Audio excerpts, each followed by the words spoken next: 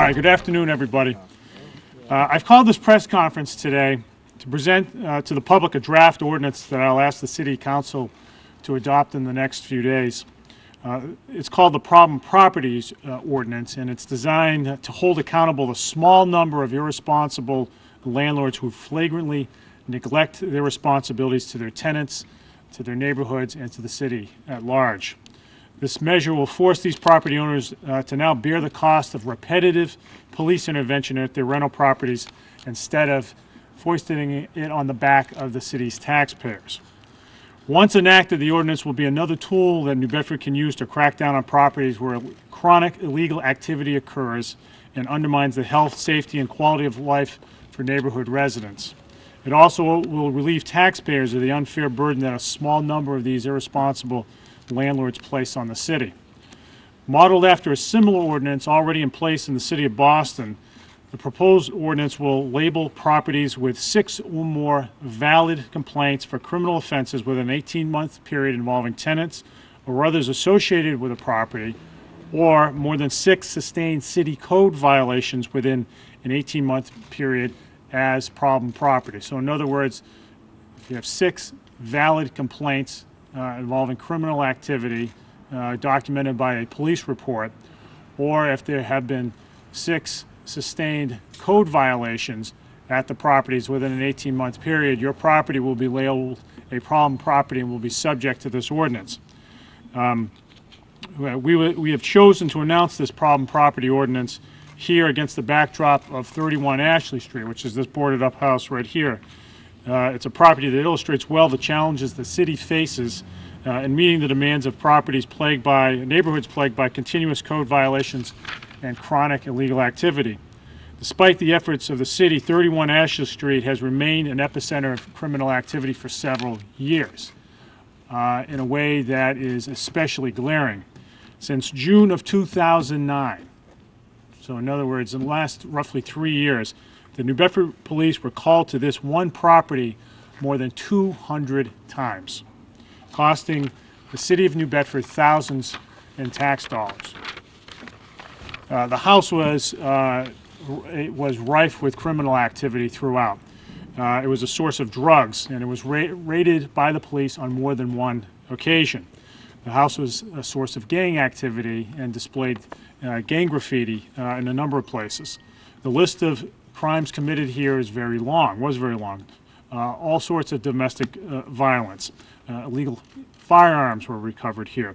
Assault by a dangerous weapon. This was a site recently where one individual chased a tenant down the street brandishing a machete. This is a place from which drugs were distributed as a matter of business routine. And yes, this was the site of a animal cruelty situation in which a 5-foot-long alligator was removed from the house. The list of city health and fire code violations also is very long. There's major cockroach infestation and all kinds of other code violations here, too long to list. The ordinance that I'm proposing today is designed to protect the interests of the neighbors here who had to put up with these conditions for a long time, and to relieve taxpayers of their unfair obligation that irresponsible landlords have shifted to them. Thankfully, due to the diligent efforts of our neighborhood task force, many of whom are here assembled today, this property is now under city control and plans are in place to develop it as part of the Loretta Bork Park right next door. I will ask Loretta Bork herself to speak in a moment.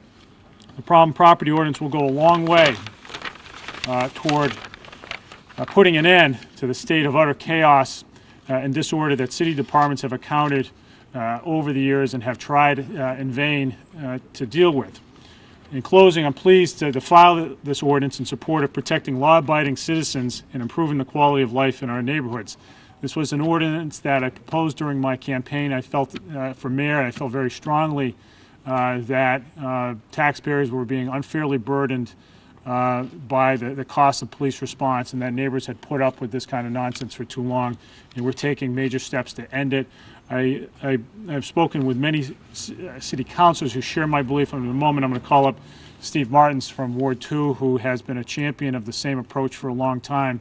In Ward 2, which he represents, we've dealt with many of the same problems again and again, so this is not a problem that's been relegated to Ward 6. I know that Ward 6 Councilor Joe Lopes, who couldn't be here today, feels the same as well as many other city councilors.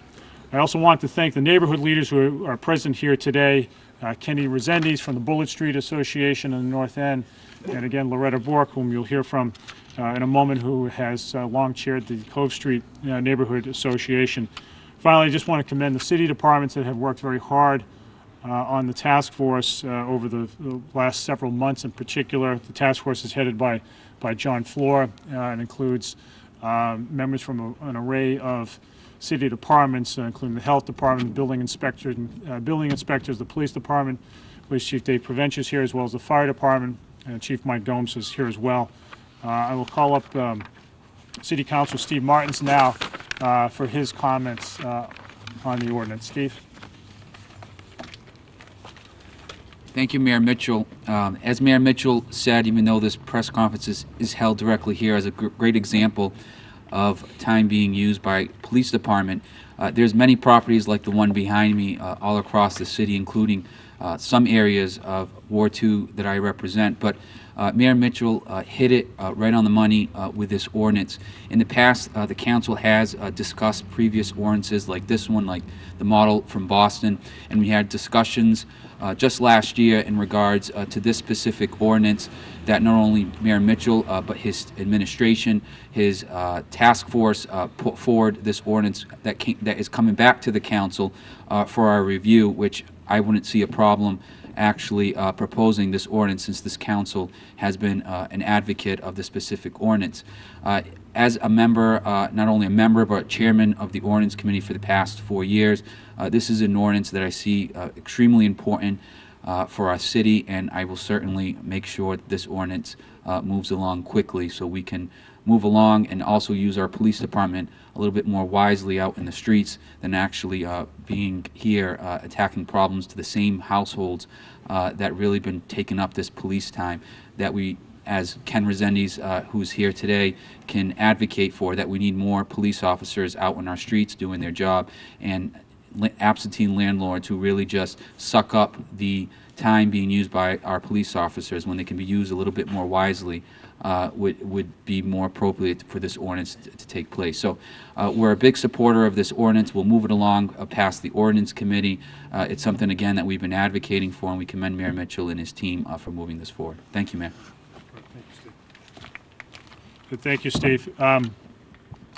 Next, I'd like to call up Loretta Bork, who's president of the Coast Street Neighborhood Association and who has been in that position for a long time, and who has spent pretty much her entire life in this neighborhood, and she's seen the changes along the way, both good and bad, and more than anybody else, Loretta is a champion of this place and has a vested stake in this neighborhood in every respect, and wants more than anybody to ensure its viability in the long run. So Loretta, I just ask you to come on up and say a few words.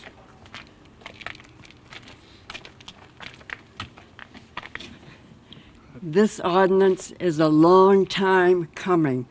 If you were to sit in on my meetings month after month, you would hear the same complaints of people making phone calls to the police because of the same thing going on over and over and over again in certain houses in their neighborhood.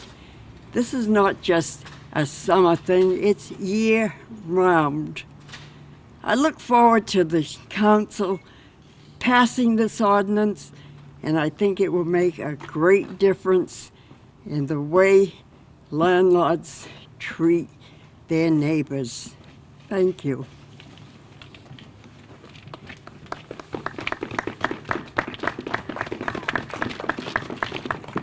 Couldn't have said it any more succinctly.